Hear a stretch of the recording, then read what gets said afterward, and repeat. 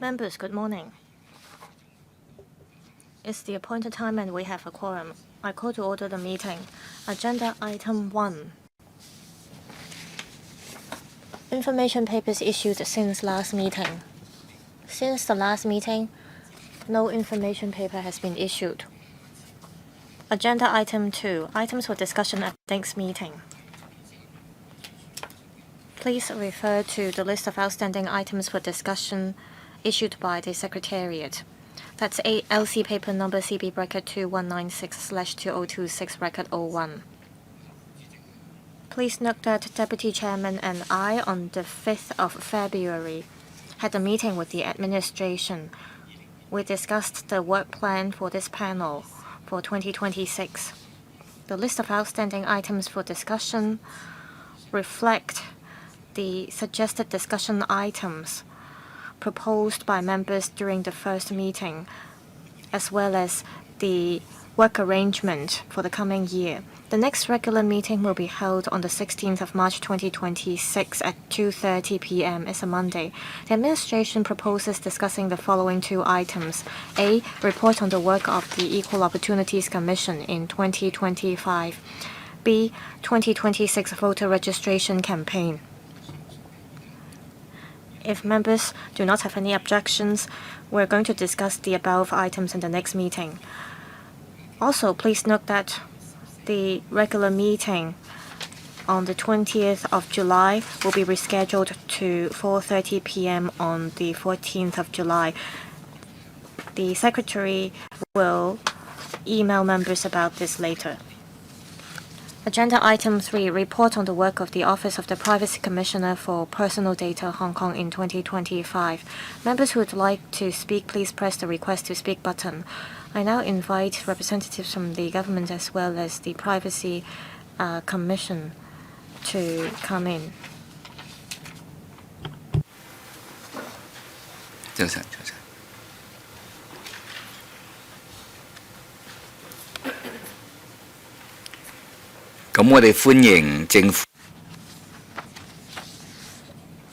Let's welcome representatives from the government as well as the Office of the Privacy Commissioner for Personal Data. Members, please refer to LC paper number CB bracket 2196/2026 bracket 02. It's a paper provided by the Office of the Privacy Commissioner. Please also refer to LC paper number CB bracket 2196/2026 bracket 03. That's the background brief prepared by the Legislative Secretariat.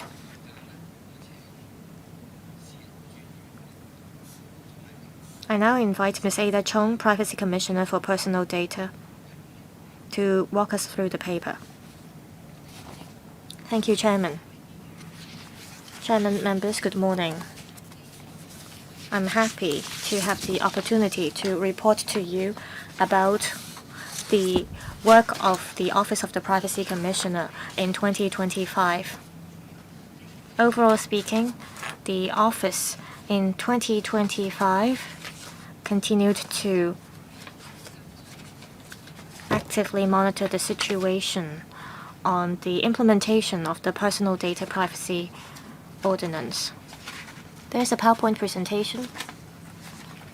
Yes. We continue to monitor the situation and implement regulation. We have been combating doxing, and the number of doxing cases have dropped significantly. Should we wait until the PowerPoint presentation is ready? Should I continue? Yes, please carry on. The relevant information has been sent to members. There is also information papers tabled in front of members as well. Yes, please carry on, Commissioner. In terms of data security and cybersecurity, there is an upward trend in relation to the number of personal data breach incidents. So we adopt a multi-pronged approach to cope with the situation. On one hand, we issued guidelines and we step up publicity and education efforts. On the other hand, we step up law enforcement actions. Also, to dovetail with the national development on AI as well as other developments, we actively promote the safe use of AI. In 2025, we issued a checklist on guidelines for the use of generative AI by employees and abuse of AI deepfakes toolkit for schools and parents. We examined the governance as regards the use of AI and practices of handling personal data of 60 organizations, helping the industry to prevent risks. On combating doxing offenses in 2025, the office in total dealt with 308 doxing cases. That includes cases that we uncovered through online patrols as well as doxing-related complaints received. There's a drop of 30% compared with the number of cases in 2024, amongst which the number of doxing cases uncovered through online patrol has dropped significantly from 87 cases in 2024 to 9 cases in 2025. Also, we initiated 147 criminal investigations and we arrested 18 people. We also referred 47 doxing cases to the police for further investigation. Also, last year,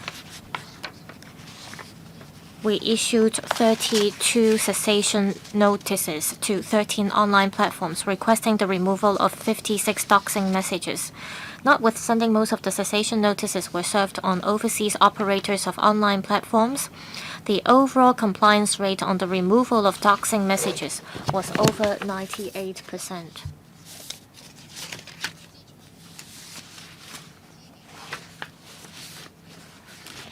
Since the amendment ordinance took effect in October 2021 up to the end of last year, the office handled 3,634 doxing cases, and we initiated 519 criminal investigations.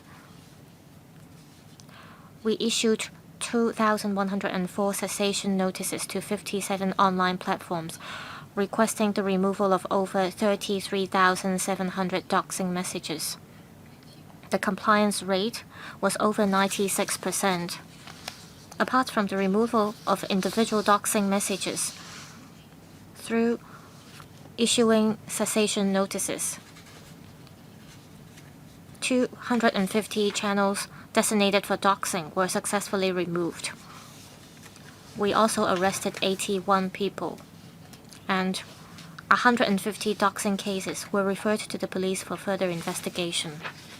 總括嚟講呢，喺過去 Overall speaking, over the past 4 years, through our resolute enforcement efforts and strengthened publicity and education, we moved from chaos to stability. We see that there is great improvement in relation to the doxing problem. In 2025, the number of doxing cases proactively uncovered by our office's online patrols was only 9, representing a reduction of over 99% compared with 1,134 cases in 2022. That is the first year after the commencement of the anti-doxing provisions. Meanwhile, our office received 299 doxing-related complaints in 2025. That is the orange part of this chart. This represents a decrease of over 50% compared with 630 complaints in 2022. On handling of complaints, our office in 2025 received 4,228 complaints, up 23% compared to 2024. Also last year, we received 8 cases of data breach incidents, and that have to do with violation of relevant personal data regulation. Also, we received a case in which CCTV cameras were installed in a fitness chain center. While the recording and video functions of the camera concerned were not yet activated at the material time, so no personal data were collected. Despite so, our office issued a reminder to the fitness center chain asking them to comply with the relevant rules and regulations. In 2025, our office received 246 data breach notifications, up 21% as compared to 203 data breach notifications in 2024. We initiated 435 compliance checks last year, up 9% as compared to 400 compliance checks in 2024. Last year, we examined the personal data system of 2 schools to check whether the emergency response actions taken were enough, and we also further examined the information security system of the schools. Also, to implement AI Plus initiative promulgated by our country, as well as the INT development blueprint promulgated by the SAR government from February to May last year, we initiated a new round of compliance checks on the use of AI technologies to learn how the relevant organizations are complying with the relevant rules when they process and use AI. We also examined the AI governance of these organizations. During the compliance checks, we found no contravention of the ordinance. As for public inquiries, we received about 17,000 inquiries last year, down about 2% compared to 2024. Most of the inquiries are about collection of personal data to prevent data leakage and to enhance organizations' protection of data security. We, through multiple means, enhance AI security. And that includes rolling out the AI security package for schools. Also, together with the Productivity Council, we rolled out a series of training. We also have stepped up collaboration with the trade. For example, we conducted talks and seminars, and we held various awards, for example, the privacy-friendly awards to recognize the performance of organizations in protecting personal data privacy. Also, we used different means to promote good practices in privacy protection and the use of AI technology. For example, in 2025, under the privacy-friendly awards, we introduced the AI Governance Award. We also issued various guidelines on the use of AI. We conducted talks and seminars. We also rolled out a dedicated thematic website as well as an AI-related hotline. We have worked incessantly to step up our publicity and education efforts. For example, we have conducted a total of 41 talks for different sectors, attracting 9,800 people to participate.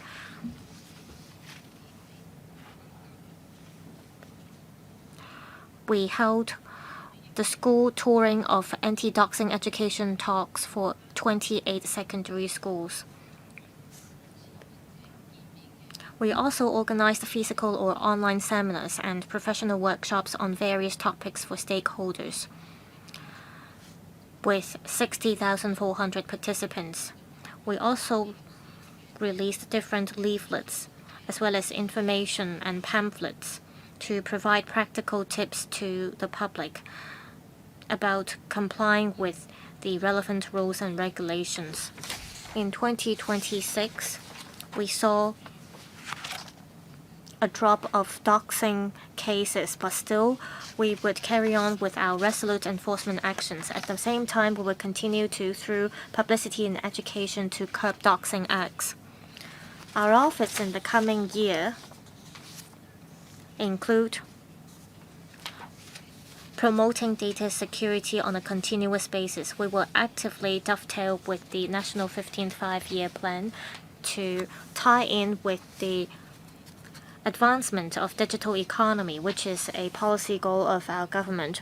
Will also take part in the conferences of different regional and international organizations so that we can leverage our strengths under one country, two systems.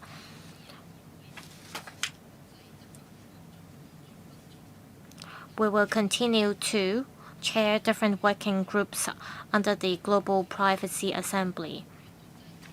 We will work with international partners to deal with privacy risks. We will also work with other jurisdictions and organizations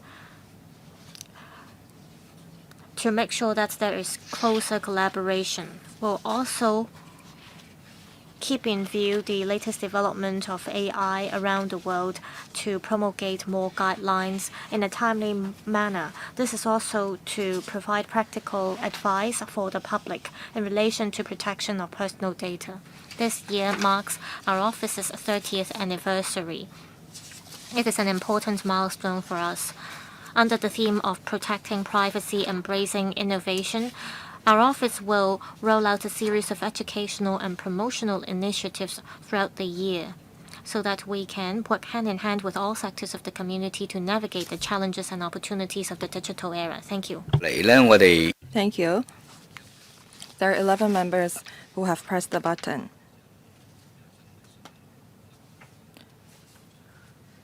I will read out their names.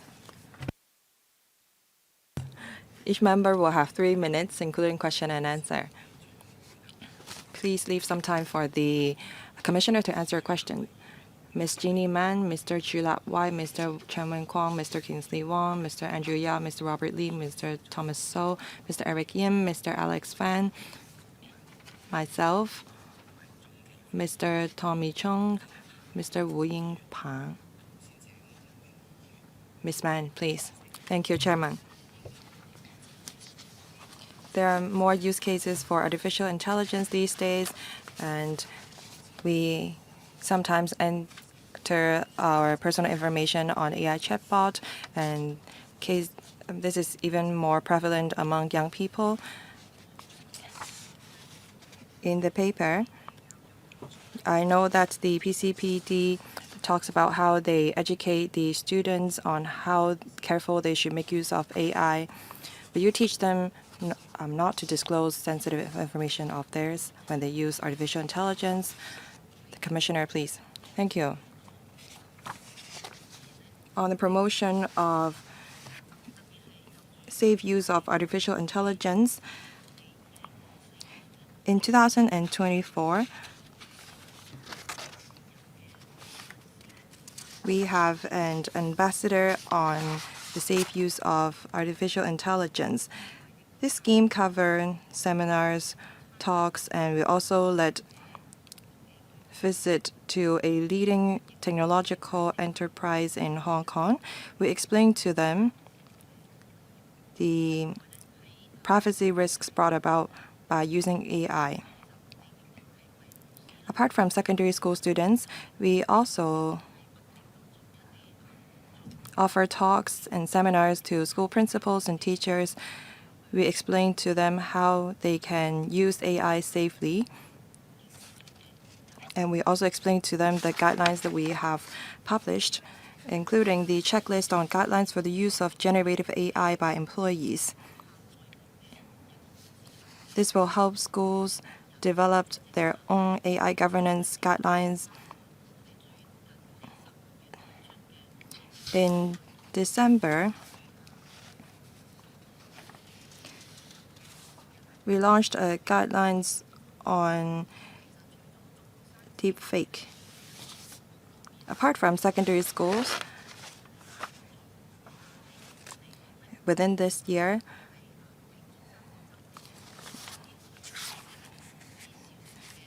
we have a touring musical for primary schools, which use a lively and engaging channel to guide students how to use AI. because it's our 30th anniversary this year. Mr. Chila, why? Thank you. The commissioner said that in 2024, there were schools who have been attacked by hackers, and as a result, their data was leaked. It seems that there is a rise of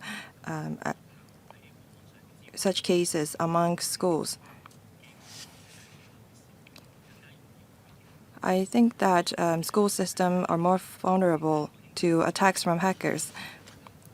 As far as I understand, you've sent a set of recommendations to the schools.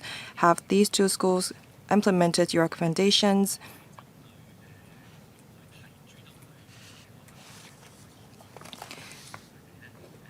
Will the PCPD proactively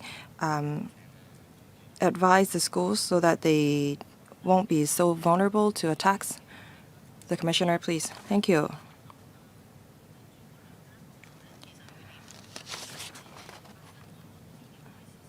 Well, there were 2 data breach incidents in 2 schools in 2024. They notified the Privacy Commissioner afterwards. We conducted investigation and we sent them action notification asking them to improve their information systems and develop an information security policy. They did comply with the order.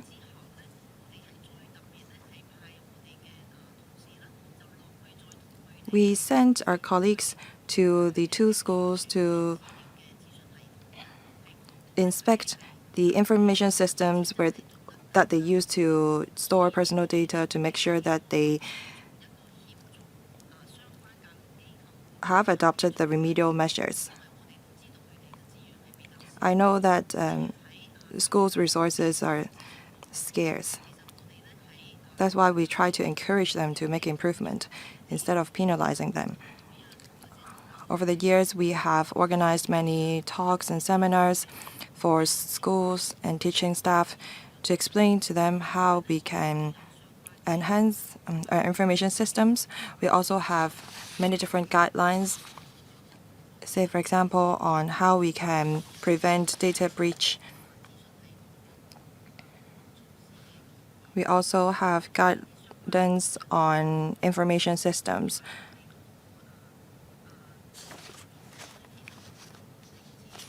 The workshops that we organize are not just for teachers, but also school principals and Hong Kong Education Computer Association. Before the next members speak, I will draw a line here because we have one more item. After Mr. Lee Cheng-keng has spoken, we will conclude this item. Mr. Chen Wing-kwong, thank you. I'm glad to see that the administration has dedicated much efforts to protect people's personal data. I have a few questions. AI is now applied to many different industries. It has brought about benefits, but it also caused data breach risk. And there are people who make use of AI to edit photos. We saw university students making use of AI to create fake photos of their schoolmates. So I wonder if we are prepared to tackle the risks brought about by the use of AI. In January 2023, our country promulgated regulations on deepfake AI. It regulates the AI developers and users, but it seems that we don't have any laws on it. So I wonder if the administration will promulgate such guidelines or strengthen regulations to make sure that the users, when they use AI, will respect personal privacy. and personal data. Privacy awareness of the elderly is not sufficient, and I wonder if the government have any measures to enhance elderly's awareness on data protection. Ms. Zhong, thank you. Thank you for your question. On the privacy risk brought about by AI, we have been assessing the risk involved and the level. In 2024, we conducted a survey together with the Hong Kong Productivity Council. We investigated the security risk of AI. We included large corporations and SMEs. We looked into the resources they dedicated to AI and how aware of the risks brought about by AI they are. According to our study, it is found that the staff of enterprises, well, 70% of them are aware of such a risk, and they have adopted proper security measures. On the legislation for AI, in the policy address, the chief executive mentioned that the DOJ will establish a cross-departmental working group to look into the legal framework for AI development in Hong Kong. We will be happy to offer our recommendations to this working group. In Hong Kong, our regulation is more flexible. We make use of guidelines to regulate the situation. We also keep in close liaison with enterprises to remind them of the safe use of AI. On the point about elderly, our elderly is susceptible to scams and fraud. That's why in 2025 we have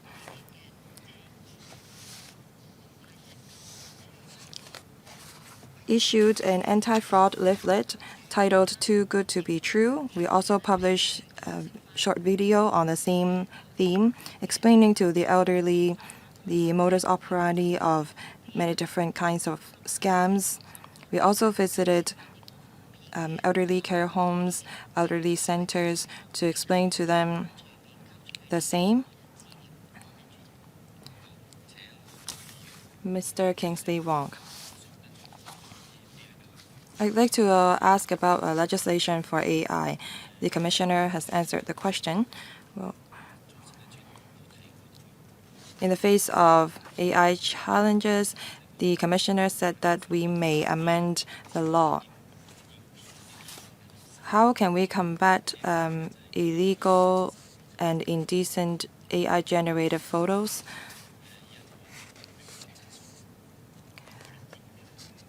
These days, even, well, the photos may not tell the truth. There were people who used AI to generate videos of celebrities to scam people.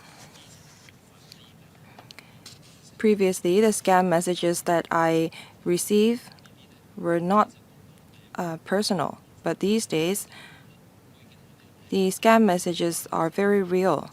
If we're not alert enough, we may fall victim to these scams because the messages that they send now tailor to individual users. Well, on deepfake scams, some of our colleagues fell victim to it too. The Commissioner, please. We are aware of the situation. On legislative amendment,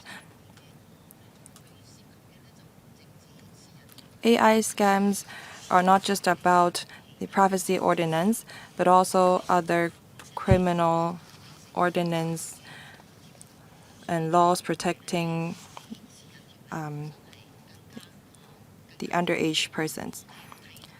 So this is not just about the personal data privacy ordinance. Well, the DOJ has established a cross-departmental working group. We will work with it. And this working group will review our laws holistically, because this kind of scam could involve fraud, disclosure of personal data, so on and so forth. We are reviewing the Personal Data Privacy Ordinance together with the administration. We now are planning to mandate the reporting of data breach.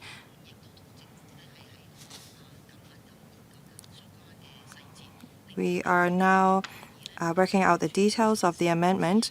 We also suggest reviewing the penalty of the ordinance and introduce an administrative fine system, because we think that there should be administrative fines that are deterrent enough for data breach incidents. Thank you. 繼續請 Next, Mr. Andrew Yao. Good morning. Many mainland students are coming to Hong Kong for studies nowadays. They can easily fall prey to scams. According to figures from the police, during the first half of last year, there were about 300 scams targeting mainland students, involving 60 million Hong Kong dollars. I see that the Office of the Privacy Commissioner has done a lot. For example, there are anti-scam talks for university students. How do you gauge the effectiveness of these publicity efforts? I work in the governing council of a university in Hong Kong. I understand that we have to work with parents so that parents from the mainland will be aware of the situation in Hong Kong.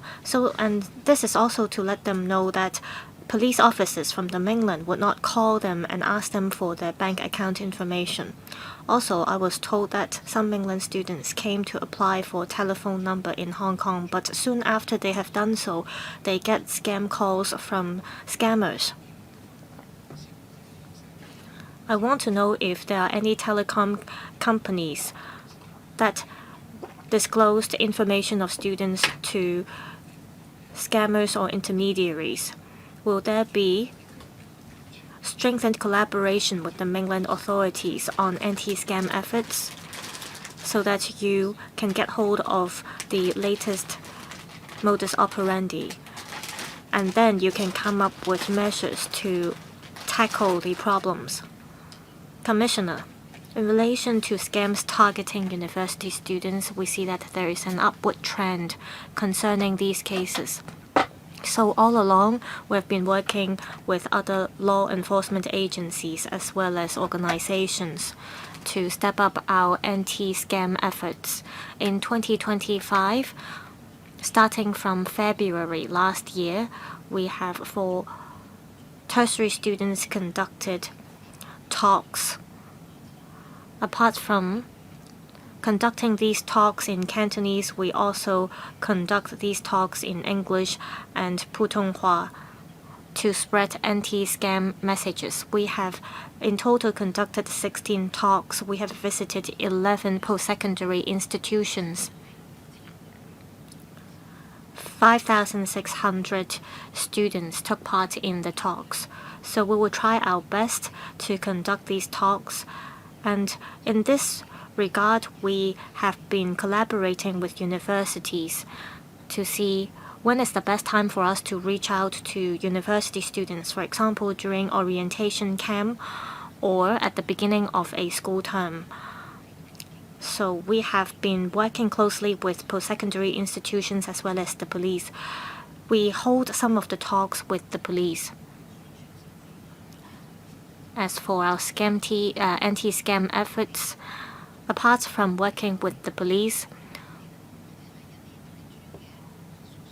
we also work with different groups, organizations, as well as university students' hostels. After all, we cannot rely on one single party to combat frauds and scams. We need the concerted efforts of all sectors. In 2025, we produced a short video for university students. It tells students what to do if they get scam calls. And this video has been uploaded to social media platforms. And the video comes in Cantonese, Putonghua, as well as English. Mr. Robert Lee. Thank you, Chairman. The Office of the Privacy Commissioner has done a lot of work. They have strengthened their publicity as well as education efforts. They have also been combating doxing acts and promoting the importance of the safe use of AI. I want to know how the office will strike a balance. On one hand, you have to ensure data security, and on the other hand, you have to work with corporates and enterprises to make sure that they comply with the relevant rules and regulations.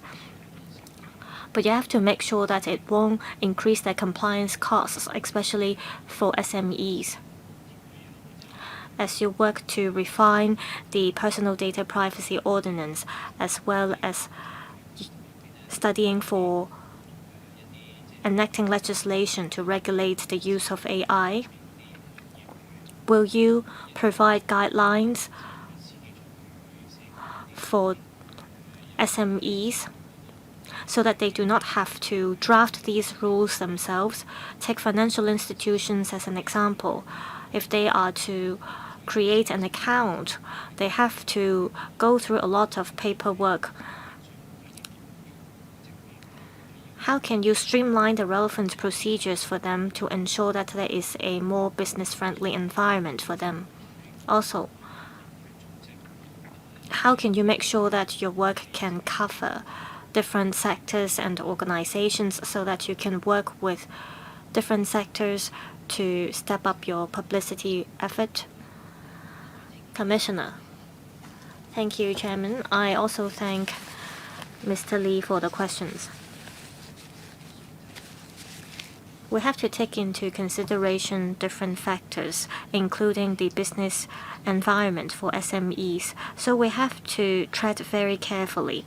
We noticed that AI is an emerging technology. So regarding our strategies as well as the focus of our work, we do not focus entirely on law enforcement. We also attach importance to publicity as well as education. This is because we notice that a lot of corporates and enterprises would like to comply with the law and regulations. However, they aren't sure how they can fully comply with the rules. On ensuring data security, for example, we have rolled out a substantial number of tools to offer support to SMEs. For example, we rolled out a dedicated thematic website as well as hotline services for SMEs to ensure data security. We also rolled out a software. SMEs could do a test through our website, and they would have an idea of the level of security of their own IT system. We also provide reports to them. We have also promulgated guidelines, for example, guidelines on coping with data breach incidents, as well as guidelines for ensuring the safety of IT system. Together with the Productivity Council, we rolled out a series of training, that is the Data Security Training Series for SMEs. This year, we plan to roll out a scanner program for free. So we want to offer as much help as possible to SMEs. On the use of AI as well as data security, we understand that the business sector has this concern. In 2023 and 2024, we conducted tests to study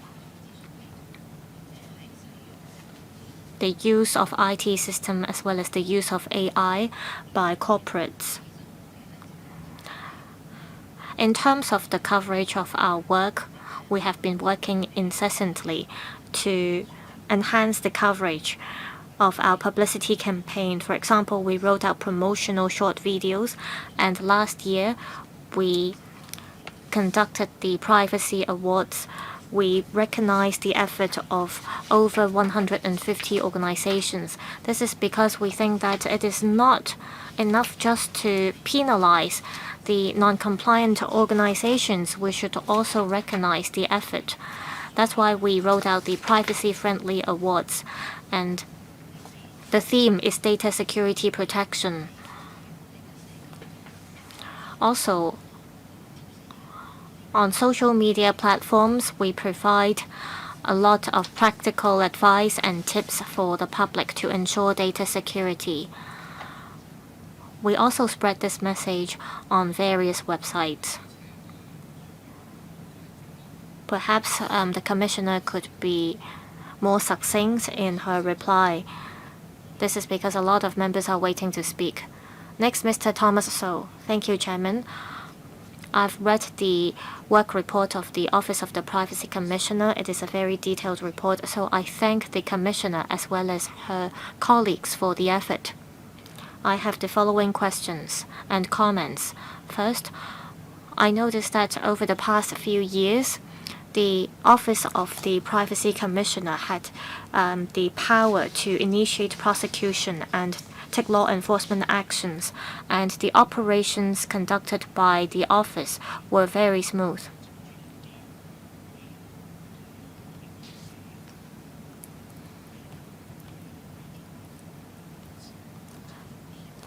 There are doxing cases in which people involved try to disclose injustices.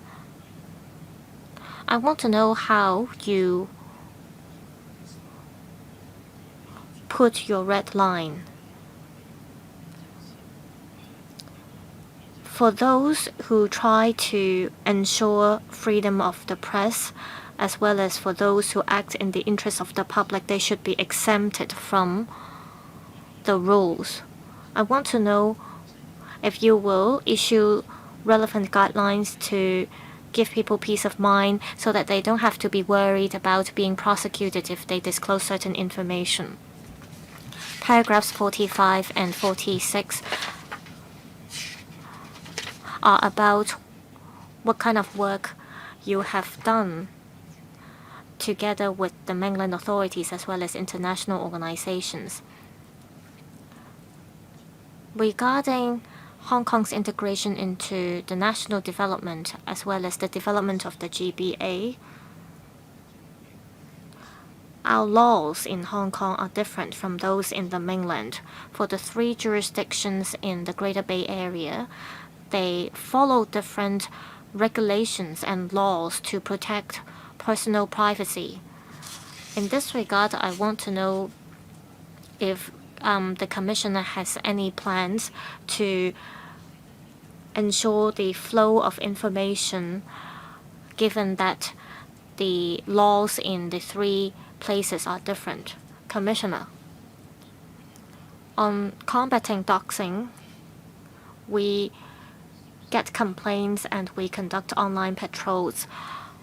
But we have to tread carefully to make sure that if the doxing acts involved are constitute criminal offenses. So we have to take into account the intent and motive of the perpetrator to see if there is unlawful disclosure of information. We also have to look at whether the perpetrator intends to harm the victim by disclosing the information. if it is a media report that involves the interest of the public, in this regard, this is exempted under the existing personal data privacy ordinance. Well, let me try to be brief in my reply because I know that time is tight. In relation to our work with the GBA in December 2023, together with the ITIB as well as the mainland authorities, formulated the standard contract. This is a breakthrough under one country, two systems. This is because for those that process information in Hong Kong, they should be able to comply with our personal data privacy ordinance. But for those in the mainland, they would be able to comply with the personal information protection law of the PRC if they follow the standard contract. So we make sure that there is orderly cross-boundary flow of personal information within the GBA. Under our existing law, information could be shared and flowed to the 9 GBA cities. Thank you. Mr. Eric Yim, thank you. According to the figures provided by the PCPD, it is shown that the PCPD only initiated investigations upon receipt of complaints, and that account for 99% of the investigation. It shows that the PCPD is not proactive enough. I wonder if they will make any improvement. Second, after the issuance of cessation notice, some doxing messages are still not removed. Why is that?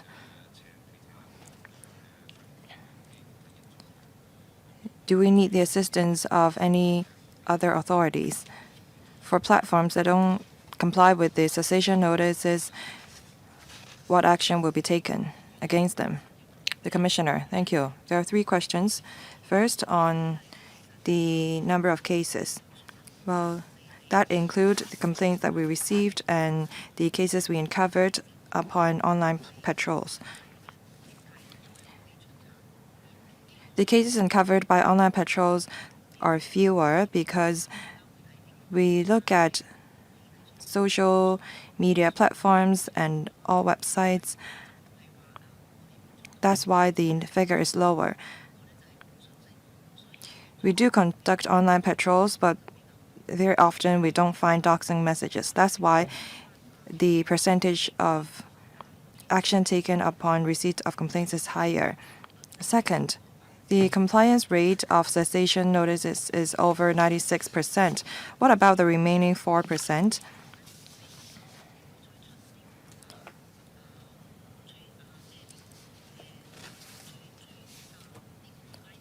We will send them reminder asking them to remove the doxing messages. If they fail to comply, then we will issue a warning letter. Very often, these are overseas platforms.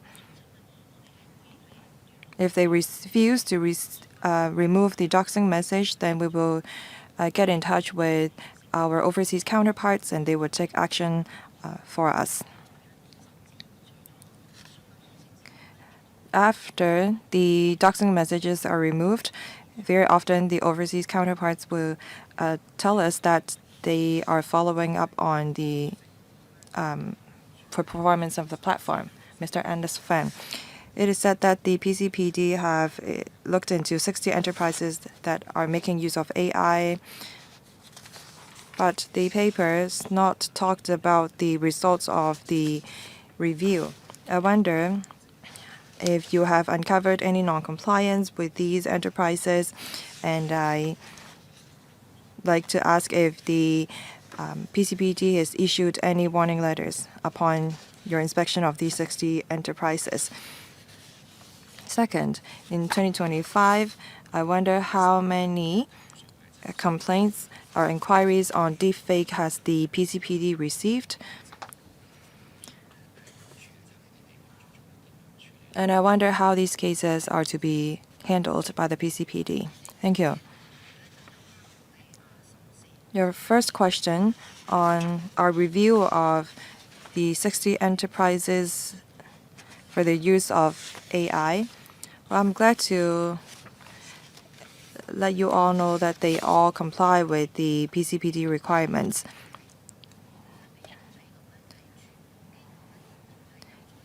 And all of the enterprises checked have adopted proper security measures. Some of these companies retain data, but they have put in place a data retention measure. Over 90% of these 60 organizations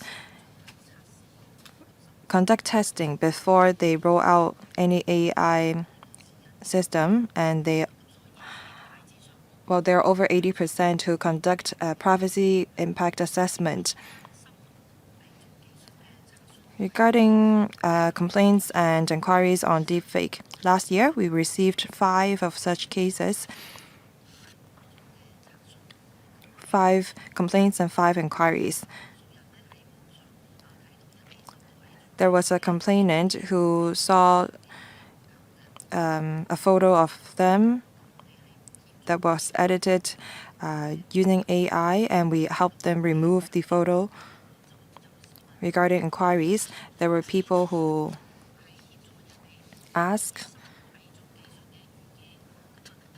us if the software that people use to create deepfake photos are legitimate, and they also ask us about the impact caused to personal data protection. Thank you.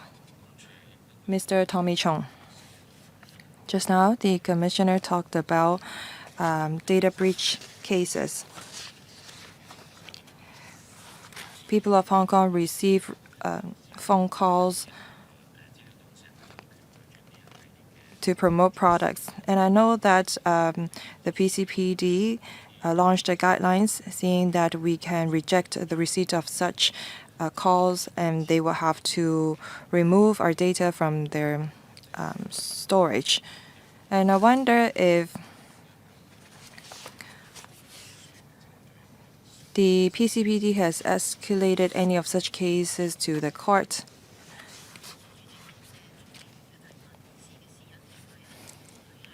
The Commissioner, if there is data breach upon investigation, we're going to issue an enforcement notice. If they don't comply with the directions in the enforcement notice, then they will have committed a criminal offense. On the first conviction, the fine is $50,000 and imprisonment of 2 years. This is our current mechanism. We are of the view that this is not deterrent enough. That's why when we review our ordinance, we are going to propose amendments to the penalty. Last year, the compliance rate is 100% upon issuance of enforcement notice, so no prosecution was initiated. Mr. Wu Yingpeng. Thank you. I thank the Commissioner for their efforts in protecting data, because data is our strategic resource and is an important component to our national security. Our data security law came into operation in September 2021. We are seeing more and more cross-boundary data flow. So I wonder if the PCPD has stepped up communication with the mainland authorities to make sure that there will not be any breaches of sensitive information. The Commissioner, thank you. Under One Country, Two Systems, data monitoring framework of the mainland cover personal information protection law, and what we have in Hong Kong is the Personal Data Privacy Ordinance. All along, we have been in close communication with the mainland authorities.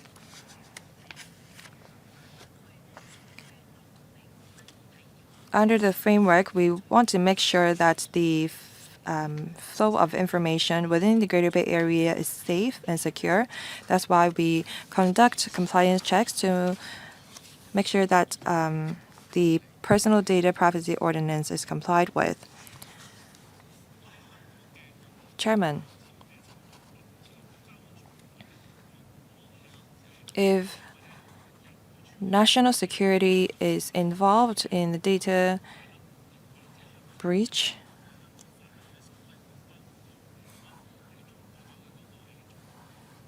it is governed by the national security laws and the critical infrastructure related ordinance. So sometimes we may not have to rely on the mainland regulators. Thank you. Next, Mr. Lee Cheng-kan.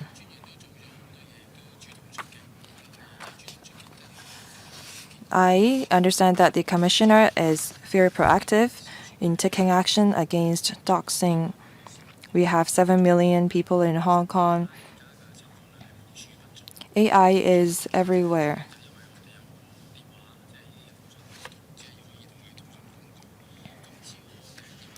Everyone has a mobile phones. If I say some keywords such as furniture or traveling,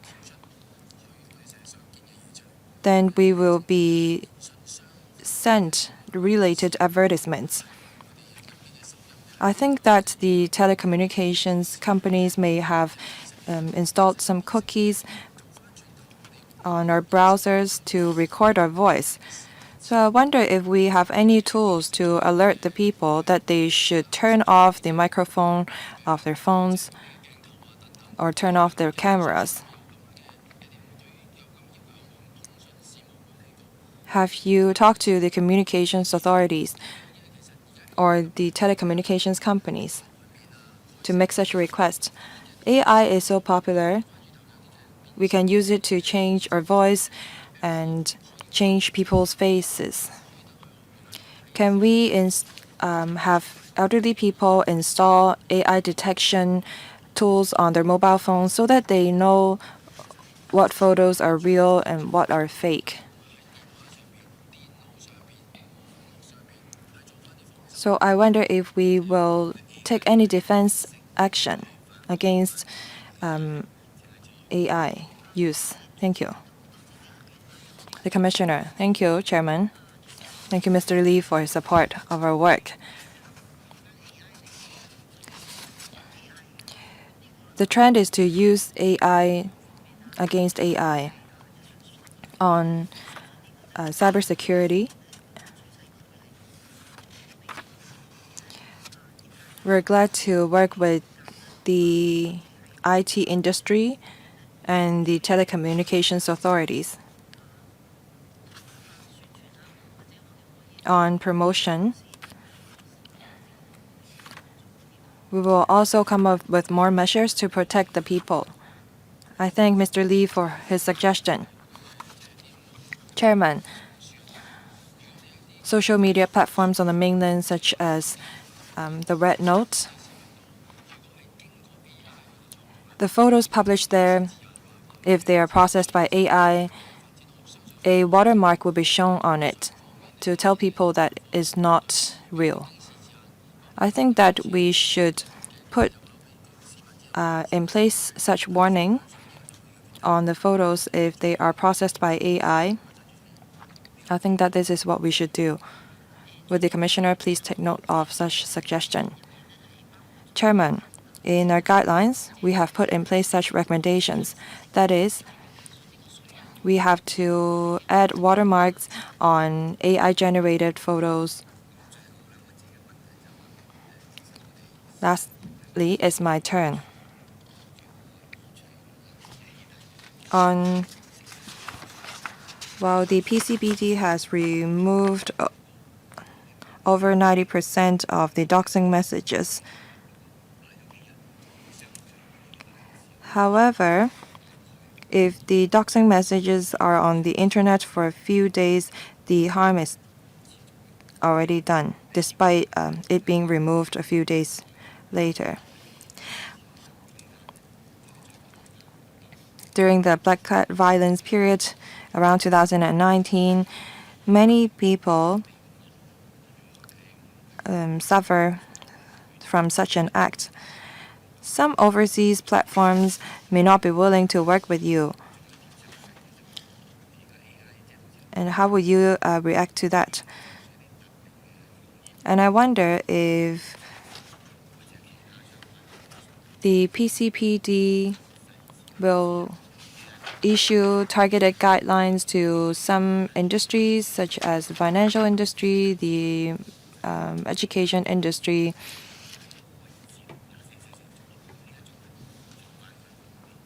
I think that it's better for us to take defense. This is my question. 多謝主席嘅3個問題。第一個問題呢，就係 Commissioner, I thank Chairman for the 3 questions. When we issue cessation notices, we ask the relevant platforms to remove the messages concerned within 2 days. A lot of times, these are overseas platforms.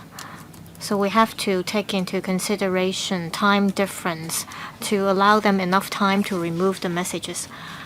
In 2021, we amended the ordinance, and back then, we already incorporated extraterritorial elements into the ordinance. So if an overseas platform is concerned and if it involves messages concerning people from Hong Kong, the platform will still have to comply with the cessation notice. The compliance rate over the past 4 years were over 96%. Last year alone, the compliance rate was over 98%. As for our preventive measures, in 2024, we promulgated a framework on regulating AI, and that covers the procurement of AI, implementation of AI systems, as well as AI governance. And through an incremental approach, we provide guidelines to the relevant trades on how they should use AI, and we got an award in the Asia-Pacific region concerning this framework. All right, we have concluded this item. Thank you, Commissioner, as well as the officers from the CMEB. Now we come to agenda item 4, policy initiatives of the Constitutional and Mainland Affairs Bureau on taking forward the development of the Greater Bay Area and regional cooperation with the mainland.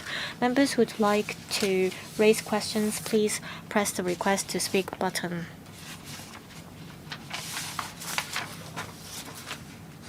Let's welcome Mr. Clement Wu, Acting Secretary for Constitutional and Mainland Affairs, as well as the other representatives from the Bureau.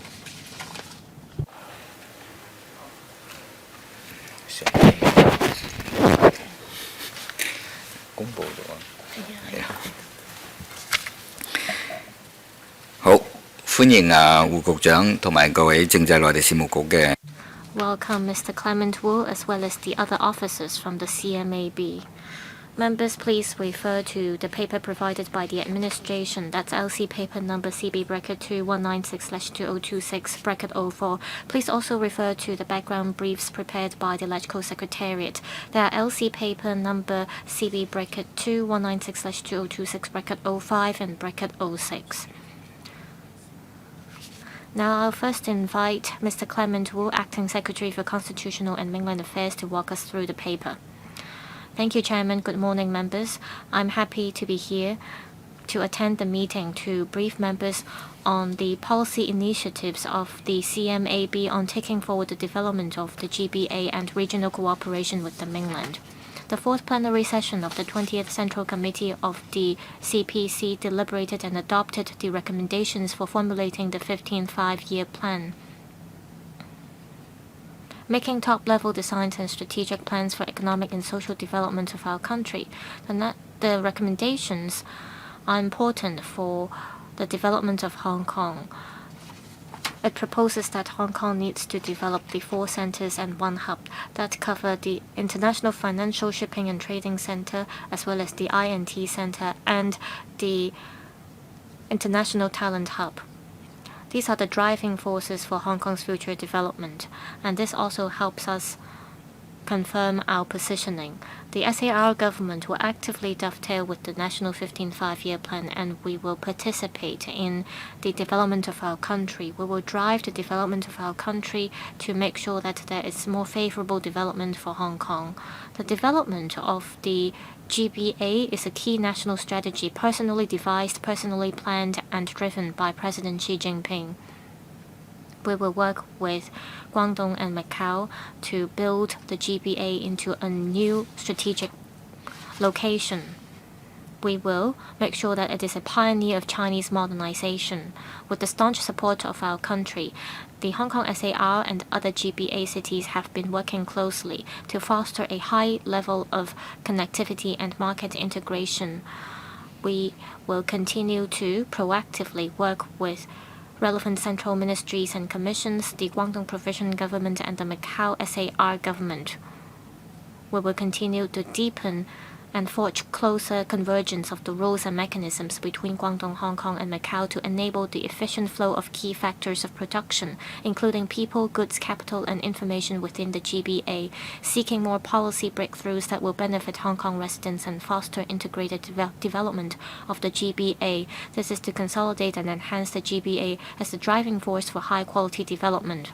The Hong Kong SAR government will fully leverage Hong Kong's unique advantages and the important role of having strong support from the motherland and close connection with the world. We will consolidate and enhance Hong Kong's status as an international financial shipping and trade center. We will tell good stories of the GBA, and we will, through duty visits as well as diversified means, play the role as a super connector and a super value adder. We will help enterprises to go global. We'll also bring in enterprises through visits as well as social media and our dedicated website, as well as the GBA Development Office newsletters, as well as exhibitions and seminars. We will promote the opportunities presented by the development of the GBA to overseas countries. Hong Kong, together with different provinces and municipalities in the mainland, have been working together on multiple fronts. Our goal is to ensure that there will be two-way development.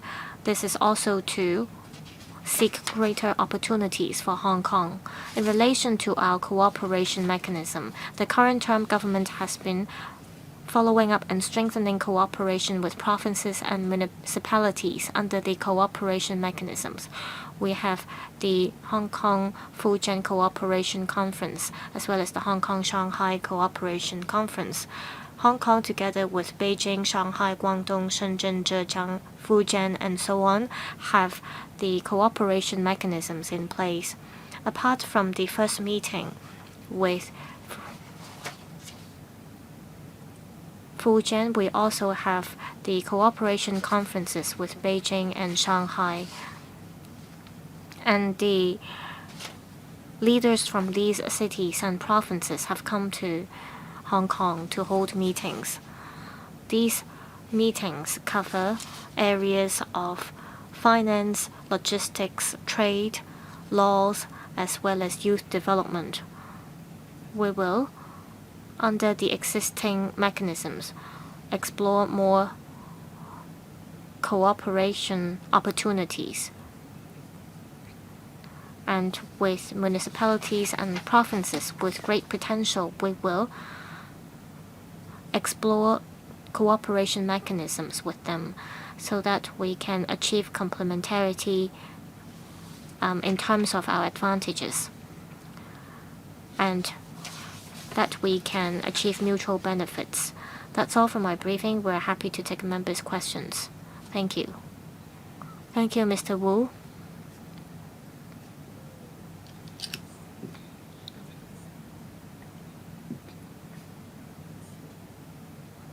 If no other members wish to speak, I will draw a line here and I will read out the lineup. We'll start with Ms. Jeannie Mann, followed by Mr. Andrew Fan, Mr. Kingsley Wong, Dr. Junius Ho, Mr. Robert Lee, Mr. Thomas So, Mr. Michael Lee, Mr. Alex Fan, and myself. Ms. Jeannie Mann. Thank you, Chairman. According to the paper, there is a cooperation mechanism between the SAR government with Beijing, Shanghai, and other places. I want to know how the SAR government picked these cities. For example, with Guangxi Autonomous Region, there is yet a cooperation mechanism. I have to declare that I am a member of a Guangxi Clansmen Association. I am also a CPPCC member of Guangxi. Mr. Wu. The SAR government has established cooperation conference mechanisms with different provinces and municipalities in the mainland. Currently, there are 8 such cooperation conferences, including Shenzhen. Apart from these 8 cooperation conferences, we also from time to time work with different places in the mainland. It's just that we haven't yet signed an agreement with these places. So we've been working with Guangdong, Beijing, and Shanghai, and we try to achieve complementarity with these places. We look at the advantages of different places and the unique characteristics of different provinces and municipalities. Of course, we have our own advantages under one country, two systems. For example, we're able to help mainland enterprises to go global.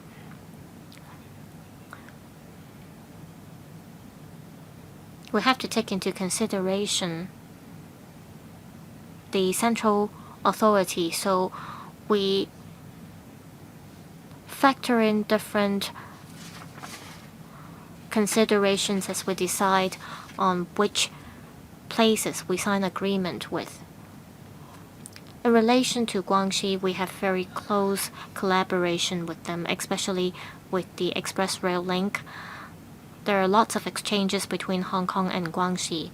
So apart from the cooperation mechanisms, we sign agreements. For example, in 2024, we signed dozens of agreements with Guangxi. Guangxi is not part of our cooperation mechanism, but we collaborate with each other through different means and forms. We make use of our own advantages, and together we try to integrate ourselves into the national development. We have over 30 provinces in the mainland, so if you liaise with one province every month is still not enough. Mr. Andrew Fan. As stated in the report, the SAR government has done a lot of work. We have talked to young people in Hong Kong recently. They have some concerns. I understand that the SAR government has put in place short-term measures. In relation to talent exchange, it is very crucial to the development of the GBA. We ask our young people to go to the mainland for work after they graduate from universities. However, the income they earn is not enough to support their families as well as to pay back the student loan. So it is not enough to just have the short-term measures rolled out by the government. Take I myself as an example. I am an accountant. If I go to work in the mainland after graduation, I will get a license in the mainland. However, if I want to return to Hong Kong, I'll have to get a license here as well. Young people who work in the mainland soon after they graduate from universities, they may want to return to Hong Kong 5 or 10 years later because they want to take care of their families. However, because of a lack of a mutual recognition system for qualifications, they may not be able to earn the same amount of income in both Hong Kong and the mainland. So what measures will you put in place? Thank you. Mr. Wu, the SAR government offer many different options and choices for young people. Mr. Fang is young. and I used to be young myself. But there are many different opportunities for the young people in Hong Kong and the mainland for development of their career. The SAR government offers many different opportunities. As we are integrating international development,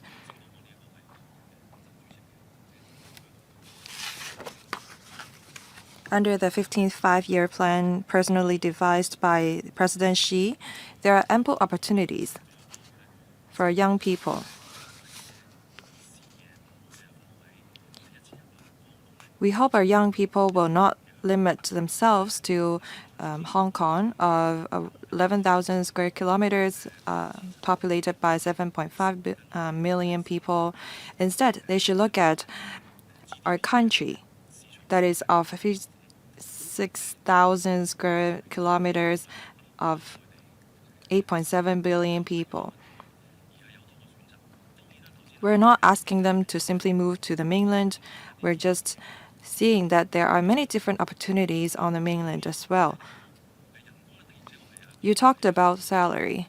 There is a difference between that in the mainland and Hong Kong. But as a young person has accumulated experience, as they become more competitive,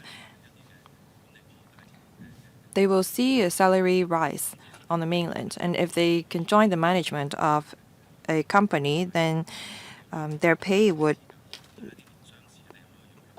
be good enough. We already have mutual recognition mechanism for the legal sector and the engineering industry. We're working on the convergence of qualifications in the cities in the Greater Bay Area. We're not seeing that everything can be solved just by moving to the mainland. We're just saying that there are opportunities present on mainland. Mr. Kingsley Wong. I have a question on the connectivity among departments and bureaus within the government. We want to make it convenient for people to retire, to live and work on the mainland.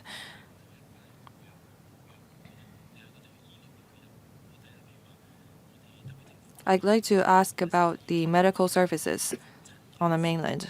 We have a follow consultation pilot scheme at the Hong Kong U Shenzhen Hospital, where there are 5,000 people made use of it in the first 2 years of the launch of the service. 90% of the people are happy with it. The follow-up consultation may cost $850 on Hong Kong, but only 500 odd on the mainland. We have a Guangdong scheme. And because we don't have such a pilot there, that's why we have to offer a 10,000 subsidy for the elderly who retire there. So because there is no collaboration or connection between different government departments, that's why the policies vary among different provinces on the mainland. I think that different government departments should collaborate. And I wonder if the CMAB will take the lead in implementing a roadmap and timeline on retirement on the mainland or Greater Bay Area. Thank you. Well, Greater Bay Area is a large topic. It involves many different departments. Secretary Wu. Thank you. The chief executive established a task force on the integration, or rather the steering group on integration into national development. It looked into the measures and policies in relation to the Greater Bay Area. Some Hong Kong people may choose to retire on the mainland, in cities, in the Greater Bay Area. The SAR government strives to offer more opportunities for the people. Our government serves every Hong Kong resident, even if you choose to retire on the Greater Bay Area. We try to offer support, including on the area of medicine or healthcare. I will ask the Commissioner to supplement. Ms. Fong? As Secretary Wu said,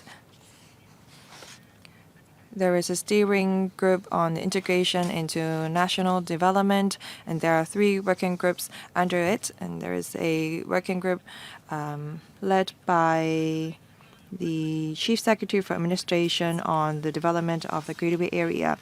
We have rolled out many different measures to encourage retirement on the mainland. Say, for example, the LWB has expanded the Guangdong scheme. The number of care homes participating in the scheme have increased from 24 to 26, covering 9 different cities in the Greater Bay Area. Starting from December last year, we have launched a 2-year pilot scheme subsidizing Hong Kong retirees joining the Guangdong scheme. We subsidize them on their healthcare expenditure. The subsidy amount to $10,000 for outpatient service and $30,000 for inpatient service. Under the leadership of the Chief Executive and the Chief Secretary for Administration, the steering group will continue to roll out more measures to facilitate people retiring on the mainland. Dr. Junius Ho, thank you. On the topic of deepening collaboration with the Greater Bay Area, I know that the government has been working hard on it, and during the 2 sessions I will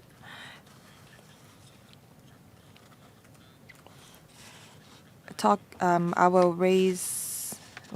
about how we can further deepen our communication.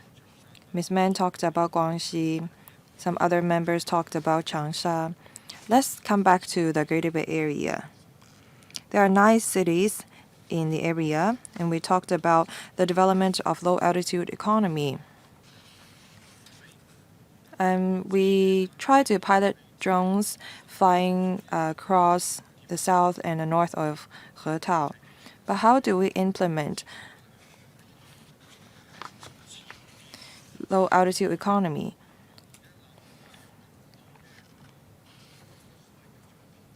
We have dedicated so much resources on innovation and technology. How can we attract more talents?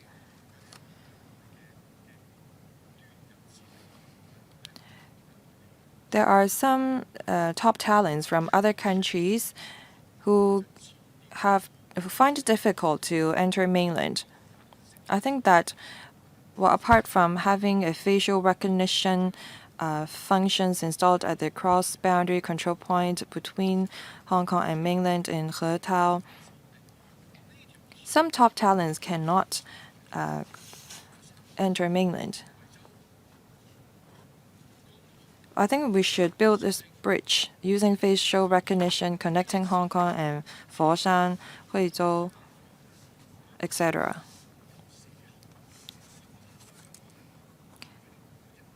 Part of Shekou is within the Hong Kong boundary unless you cross the boundary control point. I think that we can perhaps fly our drones to Foshan, where there are new industries, heavy industries. They also have AI, and they're developing aerospace technology. We do have the talents, but we don't have the space for development. I think that we should fly people from point A to point B without having them to cross the boundary control point. We can create like a Hong Kong knowledge city, Hong Kong productivity city, which is an extension of Hong Kong. 10 more seconds. Sorry, Chairman. We have Shekou, and we have the high-speed rail station, which is a special exempted zone. So I think that we should extend this idea to other places. Secretary, thank you.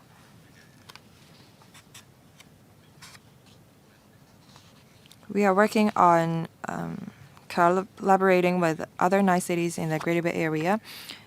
Dr. Ho just gave us some suggestions on the flow of people, information, data, capital. Dr. Ho just talked about a flow of people. I've worked on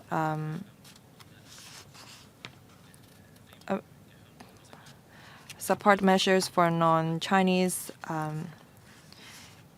residents. Some of them have lived in Hong Kong for decades, and they have their next 2 to 3 generations here. Despite that, they cannot enter mainland. And they need visas sometimes to enter the Greater Bay areas.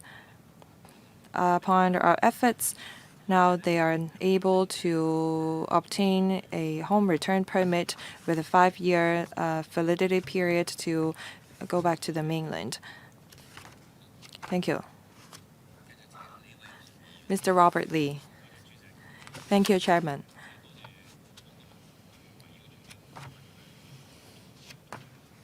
I thank the administration for this set of paper. I think that we have to play our roles as the 4 centers and 1 highland, integrate into the national development, and assist mainland enterprises to go global while attracting overseas investment. On the cross-boundary wealth connect,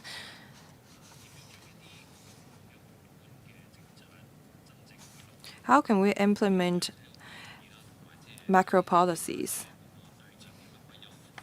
I have some suggestions, and I'd like to ask how we can improve our connection. The Wealth Connect is a good thing, but it took a few years' time for us to go from 1.2 to 1.0 to 2.0. It started with the banks, and now securities firm can join. The license recognition mechanism has not been implemented. Licensees in Hong Kong cannot practice on the mainland. As a result, the customer's experience may not be the best. We have problems with the lack of sales channels and the diversity of products. For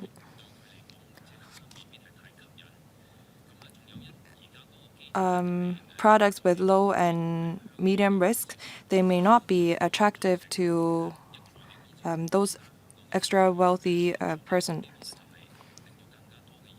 I think that we should establish a mechanism that allow mainland and Hong Kong companies to collaborate.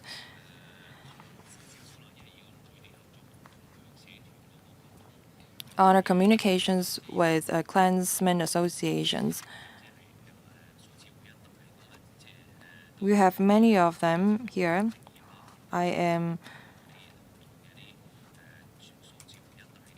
a part of Zhejiang Clansmen Association, where there are over 100 listed companies from Zhejiang and Hong Kong.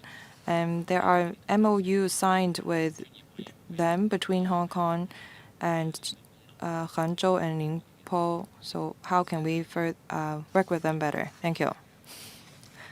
Secretary, thank you for the questions.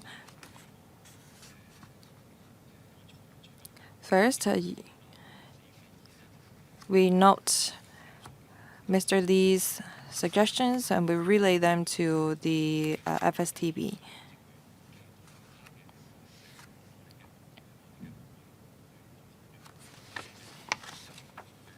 We maintain close contact with central ministries and commissions. Well, the Wealth Connect going from 1.0 to 2.0 cover not just more institutions but also products. Under one country, two systems, policies can only be rolled out upon achieving consensus between both sides. There are reasons behind why we only include products of low to medium risks in the Wealth Connect. We have close communications with clansmen associations. We signed a MOU, a cooperation memorandum with Zhejiang.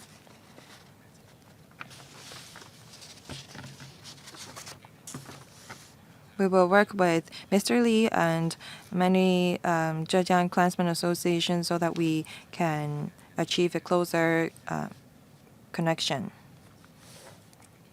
There are some large Zhejiang I&T enterprises that have listed in Hong Kong. We look forward to further collaboration. Thank you.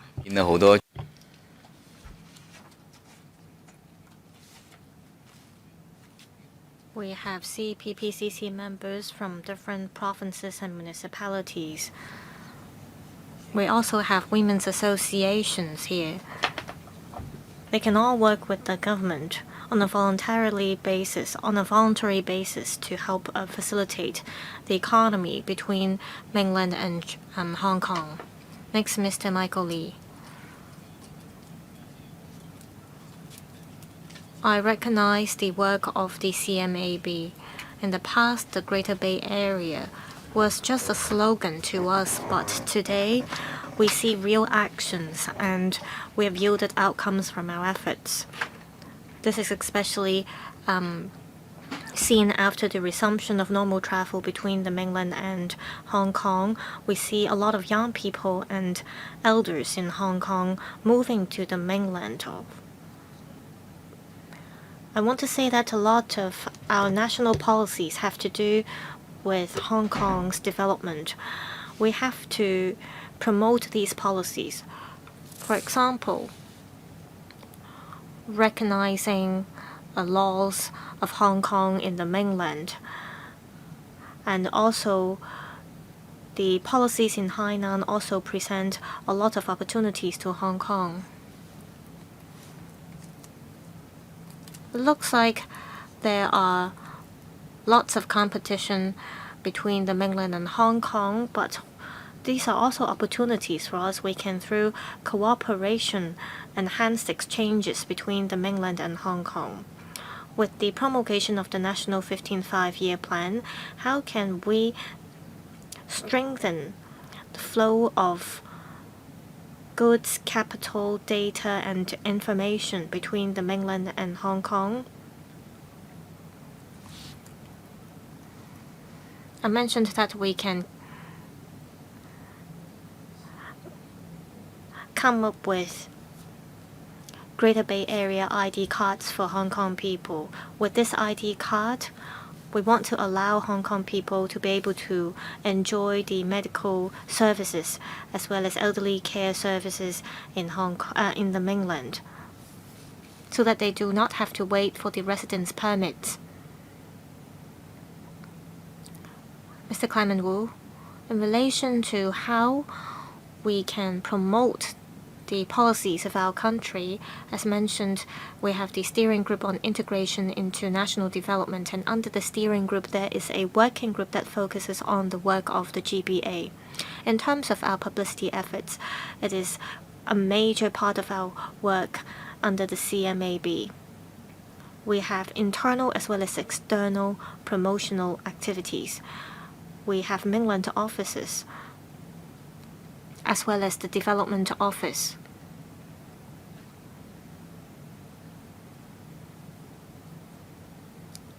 We set up machines to allow members of the public to check information about the GBA. And online, we have a dedicated website. If you visit the website, you can check all the relevant policy measures, as well as information that have to do with people's daily lives. There is a lot of detailed information on the website. Also, we have the GBA newsletter. We make use of emails as well as WeChat and Instagram, as well as our Facebook page to promote information about the GBA as well as our work. In terms of our work, we collaborate with different groups in Hong Kong as well as the consulates in Hong Kong to let them know the opportunities there are in the GBA. In relation to helping enterprises to go global, every year we launch programs as well as visits to the Belt and Road countries. We also visit the Middle East to promote opportunities in the GBA. We tell them the functions and roles of Hong Kong in the GBA. Of course, we also have the mainland offices. We have set up promotion centers in the mainland to serve people in Hong Kong who are currently working and living in the mainland. We also offer support to Hong Kong enterprises there. I just want to add one point. I hope that the administration can make use of WeChat to provide one-stop information services for Hong Kong people in the mainland.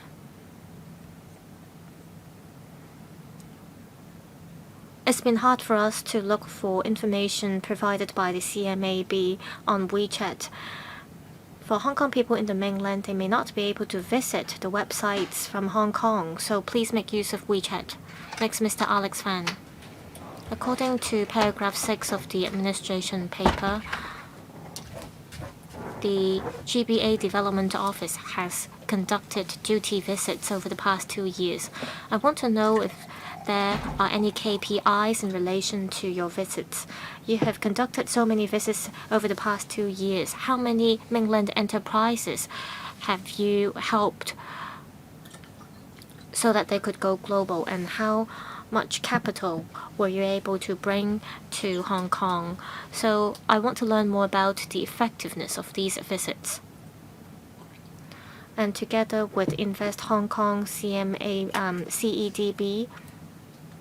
and TDC, how will you work together to make sure that there won't be duplication of work efforts? Now I want to turn to the cooperation memorandum signed between Hainan and Hong Kong in March last year, and that covers the flow of information, data, as well as capital. I want to know the implementation of the cooperation memorandum. Mr. Wu, I thank the member for the questions. In relation to the effectiveness of our publicity efforts, we work with the CEDB as well as Invest Hong Kong. The second question has to do with the cooperation memorandum with Hainan. I'll first respond to the first question. We have 5 mainland offices. Apart from attracting enterprises as well as talent, under the 15 policy bureaus of the SAR government, there is a cooperation mechanism. Say, for example, the CEDB is working to attract business and talent. We have officers in the mainland offices working on this. At the same time, the Immigration Department as well as the Information Services Department work on this as well. We also have Public Relations Department that work on this. Also, in the Beijing office, we have offices there to focus on art and culture related work. So different bureaus and departments work together to create synergies. In terms of attracting businesses and talents, Invest Hong Kong works on this, and the CEDB as well.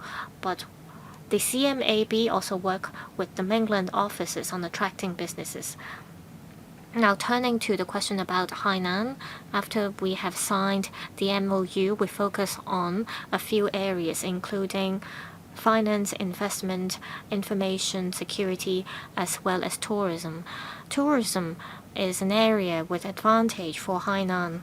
To give you some update on our implementation of the MOU, well, first of all, we attach great importance to this cooperation, and the Hong Kong and Macau office as well as the Hainan are part of this as well. We are liaising directly with the Hong Kong and Macau office in Hainan. They have lots of tourism resources in Hainan. And our tourism industry in Hong Kong is very mature. We have lots of talents in the industry. So the two sides could work together to tap into the Belt and Road market. We plan to promote multi-destination initiative. We also plan to offer cruise tourism products. The Tourism Bureau has in the meantime established an Asian Cruise Alliance, and of course Hong Kong is one of the members of this alliance.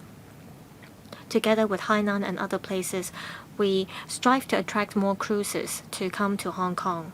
In relation to information security as well as flow of information, there is an underwater cable between Hainan and Hong Kong, and this cable is already in operation to facilitate the cross-boundary flow of data as well as information between the two places. This is to lay a solid foundation for the trade development between the two places.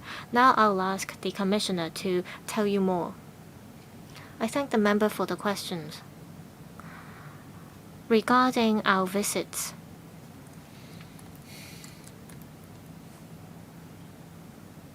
it is part of our work as we promote the development of the GBA. We also, through traditional media as well as online media as well as physical activities, to promote what opportunities there are in the GBA. So in relation to our KPIs, we have quite a broad range of KPIs.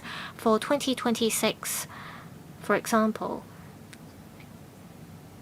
our goal is that we will be able to attract at least 15,000 participants for our publicity events. We hope to reach out to no less than 1,200 enterprises as well as companies.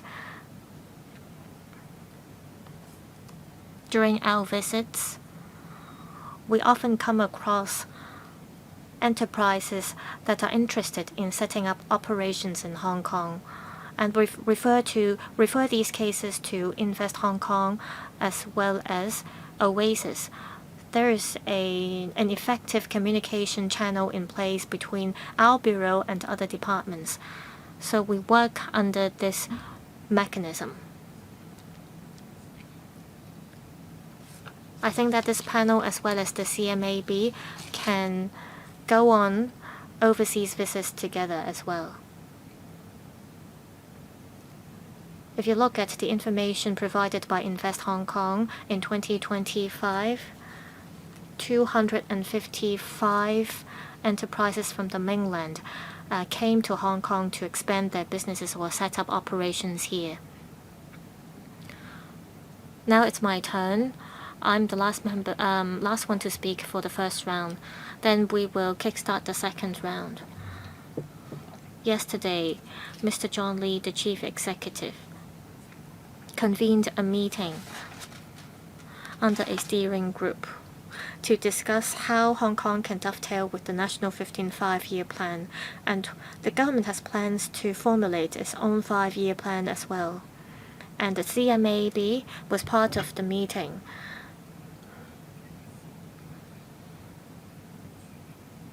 So different bureaus and departments are working together to work on this 5-year plan. This is very encouraging.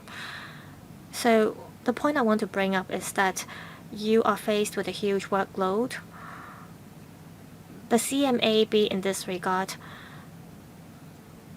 is perhaps serving as the role as a super value adder because you are coordinating the work of different government bureaus and departments. You also have to liaise with over 30 provinces and municipalities in the mainland. So my question is, how can you step up your effort, and how do you manage to coordinate the work of different departments? How can you come up with a better plan in order for you to achieve the above? I hope that you can at the same time share more with us members on the latest progress of your work to tell us how you can enhance speed and efficiency. Secretary, thank you for the question. It is the first time that the SAR government developed this 5-year plan to dovetail with the national 15 5-year plan. As the chairman said, we hope that our 5-year plan can be completed in 2026. We met yesterday, and policy bureaus are going to work out our 5-year plan in light of the 5-year plan published by the country. CMAB will play the coordinator role. We will definitely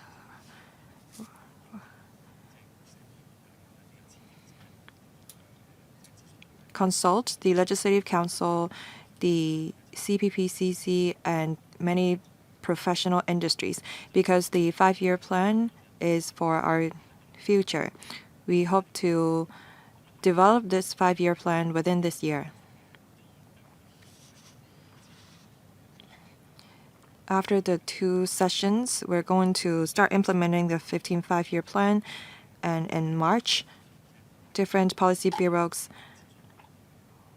will start the consultation on the 5-year plan. We hope to kickstart it as soon as possible. In other places, they take a long time to come up with a 5-year plan, and we hope to come up with one within 1 year time. So we need to work closely with all of you so that we can plan for our next 5 year. For our country, I know that their government departments work together to come up with a blueprint and implement it.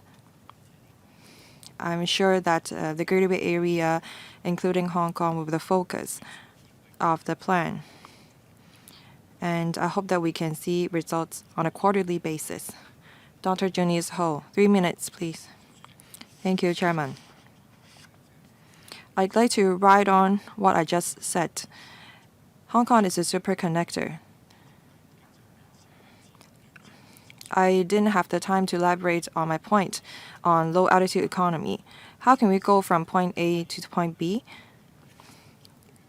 If we have a dedicated route, then that will facilitate the development of low altitude economy among different cities and municipalities.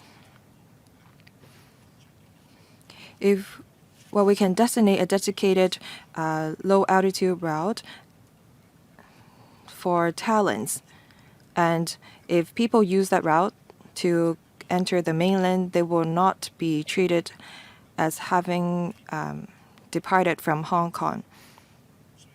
I think that this is a starting point for us to further promote the cross-boundary flow of people. The chairman said that our country has a blueprint for us. I know that the CMAB is in close collaboration with other departments and bureaus. I think that we have to have a clearer plan, a macro plan, like this one, showing the GDP of the Greater Bay Area, population, or size. Because we hear different figures at different occasions. Is our GDP $15 trillion, $12.5 trillion?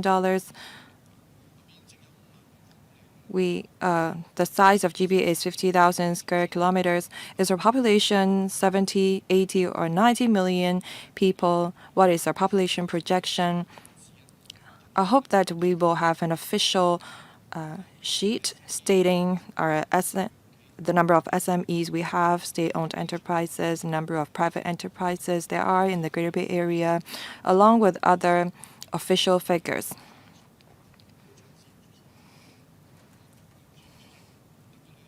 With your approval, Chairman, I will hand this piece of draft to the Secretary for his reference.